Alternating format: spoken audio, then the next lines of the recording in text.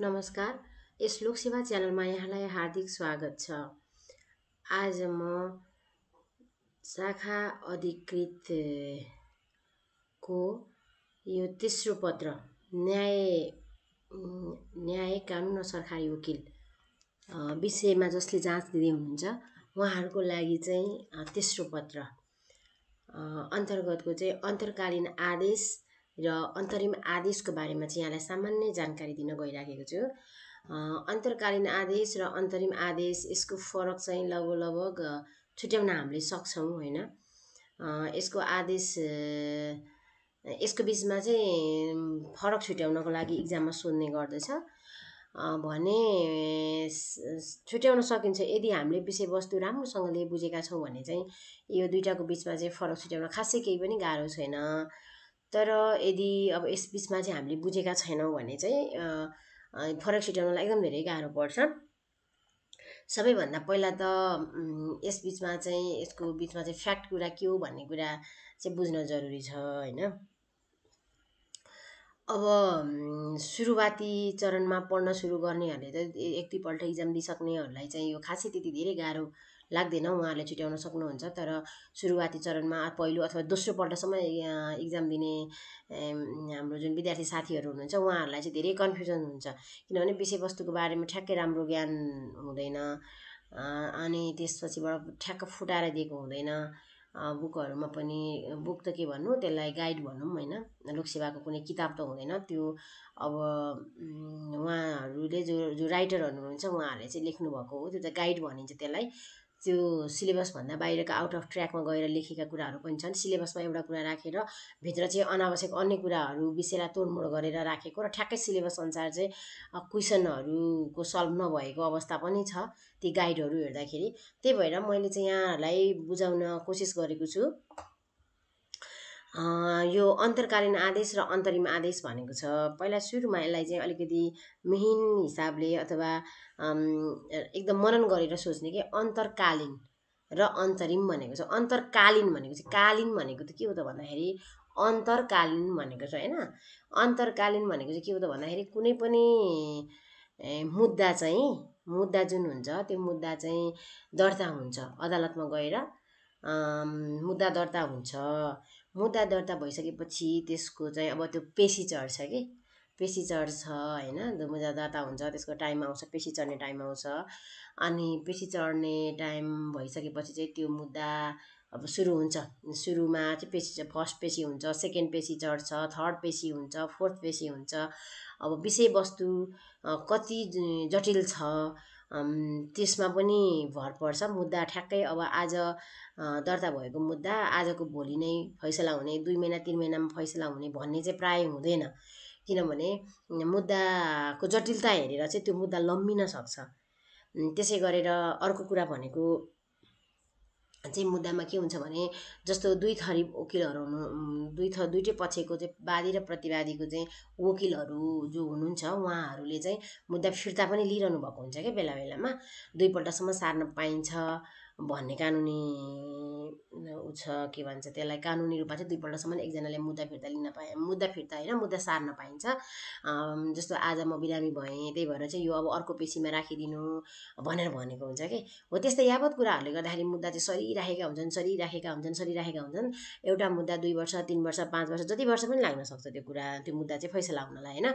हो, त्यो फैसला हुनुभन्दा अगाडि विभिन्न चरणहरू हुन्छन् कि मुद्दाका विभिन्न चरणहरू हुन्छन्। जस्तो चाहिँ अब दुवै पक्षलाई सुरुमा मुद्दा पेशीमा चढिसकेपछि एकतर्फी बहस हुन्छ। जो व्यक्तिले मुद्दा के भन्छ लगेर दर्ता गरेको छ उसले उसको कानुन व्यवसाय गएर चाहिँ मेरो घटना चाहिँ यस्तो यस्तो हो भनेर त्यहाँ गएर एकतर्फी रूपमा बहस गर्छन् अनि भन्ने कुराहरू आफ्ना सबै कुरा भन्छन्। त्यसपछिबाट चाहिँ झिकाउने आदेश अब प्रत्यार्थीलाई चाहिँ झिकाउने आदेश भन्ने हुन्छ। प्रत्यार्थी अथवा विपक्षीलाई झिकाउने आदेश गरिन्छ के हो। यो आदेश हुन सक्यो हैन। अब फैसला त भएको छैन नि, अब बल्ल मुद्दाको सुरुवात भयो। अब विपक्षी झिकाउने आदेश, विपक्षी झिकाइसकेपछि विपक्षी पनि आउँछ अनि अर्को पेशी दुवैजनालाई मिल्ने गरेर पेशी तोकिन्छ। फेरि दुवै पक्षका कानुन व्यवसायीहरू अनि भेला हुन्छन् अनि आफ्ना आफ्ना कुराहरू भन्छन्। त्यसपछिबाट अब के प्रमाण बुझ्नुपर्ने हो त हैन, के प्रमाणहरू बुझ्नुपर्ने हुन्छ नि त। अनि हो यो प्रमाण ल्याऊ त्यो प्रमाण ल्याऊ भनेर अदालतले चाहिँ के अरे आदेश गर्छ। त्यो आदेश भयो। त्यसै गरेर चाहिँ अब कुनै पनि अब विटनेस साक्षी बुझ्नुपर्ने भएको भए ल साक्षीलाई बोलाउन पाऊँ भनेर यदि काम पक्षहरूले चाहिँ यदि रिक्वेस्ट गर्यो भनेदेखि ल साक्षी झिकाउने आदेश हुन्छ हो। यस्तै अब धेरै आदेशहरू हुन्छन् कि मुद्दा फैसला हुनुभन्दा अगाडि धेरै आदेशहरू हुन्छन् हो। ती विभिन्न चरणहरूमा चाहिँ अदालतद्वारा जारी गरिने आदेशलाई नै अन्तर्कालीन आदेश भन्छ। अन्तर्कालीन भनेको छ नि त, अन्तर्कालीन भनेको चाहिँ जस्तो एउटा मुद्दाको भित्रको चाहिँ अन्तर के त्यही भित्रको चाहिँ अन्तर्निहित भने जस्तै हो। त्यो अन्तर्कालीन आदेश हो कि मुद्दाभित्र हुने आदेश। मुद्दा फैसला दर्ता भएपछि के अरे फैसला फाइनल फैसला नहुन्जेलसम्म विभिन्न अदालतबाट गर्ने आदेशलाई नै अन्तर्कालीन आदेश भनेर भनिन्छ। अब यसमा चाहिँ मुद्दामा असर पर्ने कुनै काम कारबाही तत्काल रोक्न वा यथास्थितिमा राख्नका लागि यो आदेश जारी गरिन्छ। अब मुद्दामा एकदम असर पर्ने छ भनेदेखि त ठ्याक्क केही भनेर फैसला गऱ्यौँ एक पक्षको कुरा सुनेर भने अब हो अर्को पक्ष त फेरि मारमा पर्छ नि त, त्यसरी त गर्न मिल्दैन हो। त्यही भएर त्यस्तो तत्काल काम कारबाही रोक्नुपर्ने अथवा कोही मान्छे चाहिँ के अरे भागेर जाने छ भने प्रमाणहरू लोप हुन सक्ने अवस्था भयो भने पनि यो आदेश चाहिँ जारी गरिन्छ है। यो चाहिँ यथास्थितिमा राख्नको लागि चाहिँ जारी गरिन्छ। अनि त्यसै गरेर अथवा यो अन्तर्कालीन आदेश चाहिँ जारी गरेन भनेदेखि चाहिँ अब अलिकति अप्ठ्यारै हुनेछ भने पनि यो आदेश जारी गरिन्छ। सम्बन्धित पक्षको निवेदन मनासिब लागेमा वा अदालत आफैले पनि अन्तर्कालीन आदेश जारी गर्न सक्छ। सम्बन्धित पक्षको भनेको चाहिँ दुई पक्ष हुन्छ नि त, वादी र प्रतिवादी। मुद्दामा सधैँ दुईवटा पक्ष हुन्छ होइन। दुईवटा पक्षमध्ये एउटै पक्षको अथवा दुईटै पक्षको पनि हुनसक्छ। कुनैले चाहिँ दुई पक्ष आइसकेपछि अब दुवै पक्षको निवेदनहरू दिन्छन् कि निवेदन दिनुपर्छ यो अन्तर्कालीन आदेश जारी गर्नको लागि। प्रायः जसो चाहिँ अदालतले भन्दा पनि पक्षहरूले नै गर्छन्। जस्तो एउटा निवेदन लेखेर चट्ट अब जस्तो भनौँ न अब मेरो पक्ष चाहिँ वकिल कानुन व्यवसायी चाहिँ यदि बाहिर गएको छ कुनै एउटा पक्षको भने कानुन व्यवसायी उहाँ चाहिँ बाहिर जानुभएको भएर मानौँ 15 गते कुनै मुद्दाको पेशी तोकिएको छ, 15 गते चाहिँ तपाईँहरू दुवैजना हाजिर हुन आउनु है भनेर के टाइम दिएको छ, तारिक दिएको छ। अनि त्यो तारिकमा आउँछन् अनि त्यही दिन पेशी तोकिएको चढाउने भनेर तोकिएको हुन्छ उनीहरूलाई चाहिँ तारिक दिएको दिन होइन। अनि त्यही दिन पारेर पेशी चढाउने भनेको हुन्छ। अब पेशी त चढ्छ भनेको पेशी चढ्ने भनेको चाहिँ कस्तो भनेदेखि त्यो मुद्दा चाहिँ अदालतमा जान्छ कि अदालतमा कागजपत्र तिनीहरूको प्रमाणहरूसहित अदालतमा जान्छ। अदालतमा मतलब इजलास समक्ष जान्छ, न्यायाधीश समक्ष त त्यो जान्छ कागजातहरू। अब त्यहाँनिर त दुवै पक्ष भएनन् भने अथवा एउटा पक्ष भएन भनेदेखि त अब कसरी गर्ने त काम गर्न त अप्ठ्यारो हुन्छ नि त होइन न्यायाधीशलाई।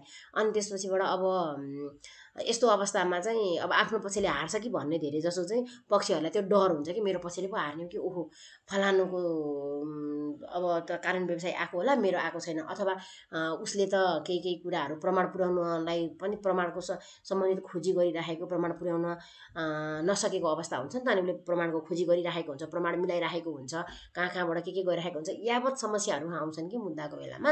त्यो बेलामा चाहिँ ल अब निवेदन दिन्छन् कि उनीहरूले एकवटा पक्षले चाहिँ यो निवेदन चाहिँ अलिक 1 हप्ताको लागि अथवा 2 हप्ताको लागि अथवा कुनै न्यायाधीशसँग चाहिँ केही भनेर होइन यो चाहिँ अलिक पछिको लागि चाहिँ सारिदिनु होला, अलिक पछिको लागि हामी सार्न चाहन्छौँ भनेर निवेदन दिन्छन्। उनीहरूले निवेदन दिइसकेपछि अनि सोध्नुहुन्छ, श्रीमानहरूले सोध्नुहुन्छ, न्यायाधीशहरूले सोध्नुहुन्छ। सोधिसकेपछि चाहिँ उनीहरूले चाहिँ आफ्नो समस्या भन्छन् होइन, भन्छन् अदालतमा जो पक्षले चाहिँ निवेदन दिन्छन् अनि उनीहरूले चाहिँ भन्छन्। अनि उहाँहरूलाई चाहिँ ठिक जस्तो लाग्यो भनेदेखि चाहिँ ठिक छ अब यो मुद्दा सार्नलाई खासै केही पनि असर पर्दैन, खासै त्यति धेरै समस्या हुँदैन यो मुद्दा सर्यो भने भन्ने जस्तो लाग्यो भने पनि उनीहरूले अन्तर्कालीन आदेश जारी गर्न सक्छन् अदालतले होइन। उनीहरूले भनेका छैनन् तर पनि त्यहाँ केही खड्किएको छ कि कुनै न कुनै कुरा खड्किएको छ उनीहरूलाई, न्यायाधीशहरूलाई चाहिँ यो यस्तो नभएर यस्तो चाहिँ हुनु पर्थ्यो भन्ने उनीहरूलाई लाग्यो भने पनि उनीहरूले चाहिँ अन्तर्कालीन आदेश जारी गर्न सक्छन्। त्यसै गरी यो चाहिँ अब कहाँ छ त भन्दा मुलुकी देवानी संहिताको चाहिँ परिच्छेद 14 को चाहिँ 157 देखि 160 सम्म चाहिँ यसको व्यवस्था गरिएको छ। तपाईँले हेर्न सक्नुहुन्छ। यो देवानी संहिता चाहिँ पारा फौजदारी संहिता अनि पानी बनाएर खानु होला, पढ्नु होला मजाले। त्यसै गरी अब अन्तर्कालीन आदेशका प्रकारहरू के हुन्छन् त भन्दाखेरि अन्तर्कालीन आदेशका प्रकार यो देवानी मुद्दामा चाहिँ जस्तो माना चामल मुद्दा हुन्छ, माना चामल भराइ पाऊँ भनेर कसैले मुद्दा हालेको छ भने त्यसमा चाहिँ अब तलब रोक्का हुन्छ कि यदि सरकारी जागिरे कोही मान्छे छ भने अथवा उसको चाहिँ जागिरबाट पेन्सन आउने छ भने हो त्यो रोक्का भइदिन्छ कि त्यो रोक्का हुन्छ। अनि अंश मुद्दामा चाहिँ सम्पत्ति रोक्का हुन्छ, अंश मुद्दा हालेको छ भने सम्पत्ति रोक्का हुन्छ। अनि नाता को विवाद छ भने अब नाता सम्बन्धी आदेश हुन्छ, प्रमाणित गर्ने आदेशहरू, मेलमिलापमा पठाउने आदेशहरू हुन्छ। मेलमिलाप गर्ने भने दुवै पक्षले चाह्यो भनेदेखि ल हामी मेलमिलापमा जान चाहन्छौँ भन्छन् नि त, दुईजना बेसरी झगडा गर्छन्, बाजाबाज गर्छन्, अनि पछि चाहिँ कुनै न कुनै टाइममा गएर उनीहरूलाई त होइन अब किन यो घटनालाई लम्ब्याउने, यो झगडालाई किन लम्ब्याउने, हामी आफै मिल्न चाहन्छौँ भनेर भन्यो भने मेलमिलाप आदेश हुन्छ। तर व्यक्तिहरूले नचाहेको खण्डमा पनि अदालतले चाहिँ पटक पटक चाहिँ मेलमिलापलाई नै प्रायोरिटी दिने गरेको छ। एकैचोटि जस्तो सम्बन्ध विच्छेद मुद्दामा पनि उनीहरूले दर्ता गर्ने बित्तिकै चाहिँ ड्याङ्गै सम्बन्ध विच्छेद भइहाल्ने होइन, त्यो फिल्महरूमा देखाए जस्तो त्यस्तो चाहिँ हुँदैन। के हुन्छ भन्दाखेरि चाहिँ दुवै पक्षको कुरा बुझिन्छ, अनि त्यही पनि मिल्नुहोस् तपाईँहरू, अब मिल्नु नै राम्रो हो भनेर भनिन्छ कि यो फौजदारी केसका ठुला ठुला फौजदारी केसका मुद्दाहरूमा बाहेक चाहिँ प्राय मेलमिलाप नीति नै अप्नाइन्छ। त्यसमा चाहिँ मिल्नलाई नै पक्षहरूलाई चाहिँ सुझाव दिइन्छ। अनि हो त्यस्तै गरी साक्षी प्रमाण झिकाउने आदेश पनि दिइन्छ। अब जस्तो जग्गा सम्बन्धी छ भने त्यसको कागजातहरू चाहियो, लाल पूर्जाहरू यताउति त्यस्ता कुराहरू झिकाउने आदेश र अन्य विविध आदेशहरू पनि यो चाहिँ केमा पर्छन् त भन्दा अन्तर्कालीन आदेशका चाहिँ देवानी मुद्दामा चाहिँ यस्ता खालका आदेशहरू हुन्छन् भने अन्तर्कालीन आदेशका अब प्रकारहरू फौजदारी मुद्दाको रुपमा चाहिँ के हुन्छ त भन्दाखेरि चाहिँ अब प्रारम्भिक यो यहाँनिर अन्तर्कालीन आदेशका प्रकार भनेर भनेकोमा अन्तर्कालीन आदेश ठिक छ ल। अनि यहाँ चाहिँ के हुन्छ भने प्रारम्भिक सुनवाई गर्दा हकदया हदमा क्षेत्राधिकार सम्बन्धी विषयमा गरेको आदेश, यो आदेशलाई पनि लिन्छ। प्रारम्भिक सुनवाई गर्दाखेरि अब हकदया त्यो व्यक्तिको छ कि छैन, अदालतमा आउने उसको हकदया हो होइन, हदम्याद छ कि छैन, हदम्याद नआएको त छ कि छैन भन्ने पनि हेरिन्छ। भने अधिकार क्षेत्र भनेको अदालतले चाहिँ त्यो जुन विवादको विषय लिएर आउँछन् पक्षहरू, त्यो चाहिँ त्यसको क्षेत्र अधिकारमा पर्छ कि पर्दैन त त्यो विषयवस्तुको भन्ने कुरा पनि चाहिँ केमा पर्छ त भन्दाखेरि यसमा पर्छ। अब अभियोग पत्र संशोधन गर्ने आदेश होइन, त्यसै गरी मुद्दाको कारबाहीको सिलसिलामा गरेको अन्य कुनै आदेशहरू पनि पर्दछन्। अनि यसका प्रकारहरू के छन् त भन्दाखेरि यो चाहिँ निरोधात्मक निर्देशनात्मक गरेर दुई प्रकारको हुन्छन् है।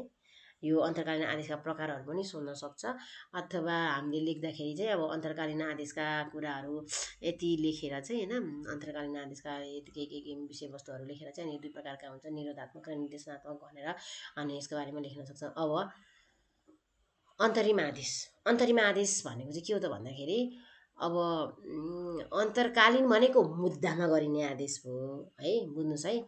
यो अन्तर्कालीन भनेको चाहिँ मुद्दामा गर्ने आदेश भनेको छौँ नि हामीले होइन, मुद्दा दर्ता भएपछि फैसला नहुन्जेलसम्म गर्ने आदेश भनेको छौँ भने अब यो अन्तरिम आदेश भनेको चाहिँ रिटमा गरिने आदेश हो कि अदालतमा परेको रिट विचाराधीन रहेको अवस्थामा निर्णय गर्नु अगावै अदालतबाट जारी गरिने आदेशलाई अन्तरिम आदेश भनिन्छ। यो चाहिँ रिटमा हो। रिट चाहिँ कस्तो अवस्थामा जान्छ त भन्दाखेरि सार्वजनिक सरोकारको विषयमा पनि जान्छ। सार्वजनिक सरोकारका विषयहरू जस्तो वातावरण पल्युसनका कुराहरू संविधानमा जे जस्ता ती मौलिक हकमा रहेका विषयहरू छन् नि, हो ती विषयहरूमा चाहिँ यदि रिट हाल्यो भने रिट जान्छन्। त्यसमा रहेका मौलिक हकका विषयहरू चाहिँ रिट मार्फत जाने हुन् होइन। त्यसै गरी त्यसको चाहिँ अब रिट पर्यो, रिट पर्ने बित्तिकै ट्याक्क लाएर फैसला हुनुभन्दा अगाडि चाहिँ ओहो यथास्थितिमा राख्नु, यस्तो गर्नु त्यस्तो गर्नु भनेर अदालतद्वारा हामीले सुनि पनि रहेका हुन्छन्, त्यस्ता आदेशहरू हुन्। र अर्को कस्तो अवस्थामा रिट जान्छ भने नि जस्तो चाहिँ फैसलाको पुनरावेदन नलाग्ने अवस्थामा पनि रिट जान्छ कि। फैसला जिल्लाबाट गऱ्यो, अझ जिल्लाबाट गयो अनि के भन्छ उच्चमा जान्छ, त्यो फैसला चित्त नबुझ्ने पछिले उच्चमा गएर फैसला फेरि पुनरावेदन दिन्छ, पुनरावेदन उच्च अदालतले पनि फेरि फैसला गर्छ। अब त्यो चित्त बुझ्यो भने बुझ्यो, बुझेन भनेदेखि चाहिँ अब कहाँ जानु पर्यो त, त्यसको त पुनरावेदन त लाग्दैन, एकपल्ट लगाइसकेको छ पुनरावेदन भने त्यस्तो अवस्थामा पनि रिटबाट जान सकिन्छ। यस्तो हो त्यो रिट हालेको बेलामा चाहिँ त्यसमा। र प्लस सार्वजनिक सरोकारको विषयमा भनेको छु है मैले, जस्तो अब योग्यता क्रम मिचेर कसैले जागिर खानलाई खोजेका छन् भने अनि फर्जी डकुमेन्टहरू तयार पारेर चाहिँ जागिरमा नाम निकालेका छन् भने त्यतिखेर पनि रिट जारी हुन्छ नि त होइन, रिट हालिन्छ नि त। अनि जस्तो लोकसेवाले अब यहाँहरूले देख्नुभएकै कुरा हो, जस्तो लोकसेवाले गरेका कतिपय फैसलाहरू चित्त नबुझ्दा, सरकारले गरेका कतिपय कुराहरू चित्त नबुझ्दाखेरि त्यसमा चाहिँ रिट मार्फत गइन्छ कि। त्यो भनेको सार्वजनिक सरकारको विषय एउटा व्यक्तिको मात्र नभएर सबैको भलाइको लागि गरिने जुन कामहरू हुन्छ नि, जसले चाहिँ एउटा कुराले गर्दाखेरि सबैलाई असर पर्छ भने त्यसलाई चाहिँ सार्वजनिक सरकारको विषय भनिन्छ कि। त्यो भनेको चाहिँ रिट मार्फत जान्छ। जस्तो वातावरण प्रदूषण भयो भने त एकजनालाई मात्रै प्रदूषण हुँदैन नि त, सबैलाई प्रदूषणले त्यो असर गर्छ नि त, हो त्यसलाई के भनिन्छ भन्दा सार्वजनिक सरकारको विषय भनिन्छ होइन। अनि त्यसै गरेर चाहिँ जस्तो अब गैर कानुनी रूपमा चाहिँ कानुनलाई मिचेर चाहिँ कुनै पनि ठुल्ठुला व्यक्तिहरूको पदस्थापना गर्ने काम अनि हो यस्ता कुराहरू चाहिँ के गर्छन् भन्दा त्यो सार्वजनिक सरकारको विषय भनिन्छ। कसैले चाहिँ सडकलाई अब तोडफोड गरौँ, सडकमा चाहिँ एकदम के गरौँ, सार्वजनिक सम्पत्तिको चाहिँ नष्ट गरौँ भने पनि त्यो पनि सार्वजनिक सरकारको विषय हो नि त, त्यस्तामा पनि रिट जान्छ।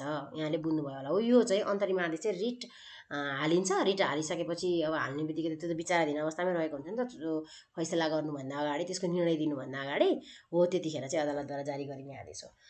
अनि विवादित विषयवस्तु वा अवस्थालाई यथास्थितिमा राख्ने उद्देश्यले यो आदेश जारी गरिन्छ। विवादित विषयवस्तु वा अवस्थालाई चाहिँ यथास्थितिमा राख्ने उद्देश्यले ल अहिलेको लागि चाहिँ केही समयको लागि तपाईँहरूले त्यो यस्तो नगर्नु, नगराउनु अथवा यथास्थितिमा राख्नु भनेर यस्ता खालका चाहिँ शब्दहरू प्रयोग गरेर आदेश जारी गरिन्छ अदालतद्वारा। त्यसपछिबाट त्यो दुवै पक्षहरूले चलाउन मिल्दैन। यदि उनीहरूले चाहिँ त्योभन्दा अदालतको आदेश विपरीत गयो भने त्यसलाई चाहिँ अदालतको अपहेलना भन्छन्। त्यसमा फेरि अर्को मुद्दा दर्ता हुन्छ र अदालतको अपहेलनामा मुद्दा लाग्छ है त्यो व्यक्तिलाई चाहिँ, अदालतको आदेश नमान्ने व्यक्तिलाई। र यसलाई चाहिँ अल्पकालीन आदेश पनि भनिन्छ। यसलाई चाहिँ अल्पकालीन छोटो खालको अल्पकालीन भनेको छोटो समयको लागि गरिने आदेश पनि भनिन्छ यसलाई चाहिँ। अब यसका प्रकारहरू के हुन्छन् त भन्दा यसको चाहिँ निरोधात्मक प्रकृतिको हुन्छ, निर्देशनात्मक प्रकृतिको हुन्छ र यथास्थितिमा राख्ने गरेर तीनटा हुन्छ। निरोधात्मक प्रकृतिको हैन, निरोध गर्ने खालको, अनि निर्देशनात्मक भनेको चाहिँ यसरी अब यो गर त्यो गर भनेर अर्डर गर्ने टाइपको भयो, अनि यथास्थितिमा राख्नुहोस् है भनेर गर्ने आदेश गरेर तीन प्रकारको हुन्छ यसको नेचर। अब यो चाहिँ अन्तरिम आदेश अथवा अन्तर्कालीन आदेश जारी गर्ने आधारहरू के हुन्छ त भन्दाखेरि, किन गरिन्छ त भन्दाखेरि यो दुइटै है, यहाँ राम्रोसँगले हेर्नु होला। अन्तरिम र अन्तर्कालीन आदेश जारी गर्ने आधार चाहिँ के हुन्छ अथवा कस्तो अवस्थामा चाहिँ जारी हुन्छ त यो भन्दाखेरि, प्रथम दृष्टिमै अन्तरिम आदेश दिने प्रकृतिको भएमा हैन, प्रथम दृष्टिमै अन्तरिम आदेश दिने प्रकृतिको भएमा, अनि निवेदकलाई अपूरणीय क्षति हुने भएमा। प्रायः जसो चाहिँ यो अन्तर्कालीन आदेश भन्दा पनि अन्तरिम आदेश जारी गर्ने आधारहरू भनेर सोध्छ, त्यही भएर मैले त्यस्तै खालको यहाँनिर प्रथम दृष्टिमै स्ल्यास अन्तरिम मात्र नभएर अन्तर्कालीन आदेश दिने प्रकृतिको भएमा भनेर पनि लेख्न सक्नुहुन्छ है। यहाँले यो चाहिँ दुवैको लागि कमन हो नि, फेरि शब्द चाहिँ यहाँ एउटा मात्रै परेछ, यो यहाँले राख्न सक्नुहुन्छ, यो छुटेको शब्द हो। र प्रथम दृष्टिमै अन्तरिम अथवा अन्तर्कालीन आदेश दिने प्रकृतिको भएमा। त्यसै गरी निवेदकलाई अपूरणीय क्षति हुने देखेमा, अब निवेदकले त निवेदन दियो, त्यसलाई यदि त्यो आदेश जारी नगर्दाखेरि त ओहो क्षति हुने रहेछ अथवा ऊ त मारमा पर्ने रहेछ भने त्यतिखेर पनि यो आदेश दिइन्छ। सुविधा सन्तुलनको दृष्टिबाट, सुविधा सन्तुलनमा चाहिँ फरक पर्ने भयो भने पनि दिइन्छ। अनि कानुनको उल्लङ्घन भएको अवस्थामा, कानुनको कुनै पक्षले उल्लङ्घन गरेको छ भने पनि यो आदेश चाहिँ दिइन्छ। त्यसै गरी मुद्दाको विषयवस्तुमा परिवर्तन भई निष्क्रिय हुने अवस्थामा, अब यदि मुद्दा चाहिँ धेरै पहिलादेखि नै चलिराखेको मुद्दा हो, अब त्यसको चाहिँ विषयवस्तुहरू नै भइसक्यो नि, के अरे परिवर्तन हुने खालको भयो अथवा भर्खरैको भए पनि अब विषयवस्तुमा चाहिँ परिवर्तन हुन्छ नि, के अब राजनीतिक कारणले अथवा सामाजिक कारणहरूले, यस्ता कारणहरूले भयो भने पनि अब त्यो चाहिँ के हुन्छ भन्दाखेरि त्यस्ता कुराहरूले चाहिँ प्रभाव परेर चाहिँ यदि परिवर्तन हुन्छ र त्यो विषयवस्तु निष्क्रिय हुने अवस्था छ भने पनि त्यस्तो अवस्थामा पनि यो आदेश चाहिँ जारी गरिन्छ। मैले यसलाई चाहिँ यति नै लेखेँ। योभन्दा बढी यहाँहरूलाई केही बुझ्न मन छ, यसबारेमा नबुझ्नु भएको छ भने पनि यहाँले भन्न सक्नुहुनेछ, कमेन्ट मार्फत प्रतिक्रिया दिनुहोला। र यहाँलाई यो सामग्री कस्तो लाग्यो कमेन्ट मार्फत प्रतिक्रिया जनाउनु होला है। र साथै यस च्यानललाई सब्सक्राइब गरेर भिडियोलाई सेयर पनि गर्न नभुल्नुहोला। हस्त, धन्यवाद।